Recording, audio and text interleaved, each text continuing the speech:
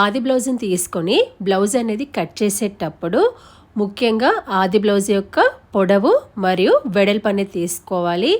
తర్వాత neck deep అనేది తీసుకోవాలి. ఇక్కడ మనకి నెక్ డీప్ అనేది ఒక్కొక్కరు ఒక్కొక్క చాయిస్ బట్టి తీసుకుంటారు. ఇప్పుడు వచ్చేసి కట్ చేసేది పర్సనాలిటీ ఎక్కువ ఉన్న వాళ్ళు, పెద్దవాళ్ళు అనమాట.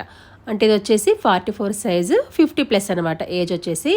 కాబట్టి ఇక్కడ నెక్ డీప్ అనేది ఇక్కడ మనకి ఆది బ్లౌజ్కి 6 ఇంచులు ఉంది, 2 ఇంచులు పెంచమన్నారు. అంటే మీడియం నెక్ డీప్ అనమాట.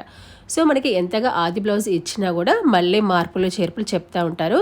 కాబట్టి పర్సనాలిటీని బట్టి, ఏజ్ని బట్టి ఆది బ్లౌజ్ ఇచ్చినా కూడా దానికి అనుగుణంగా ఎలా మార్పులు చేసుకోవాలి.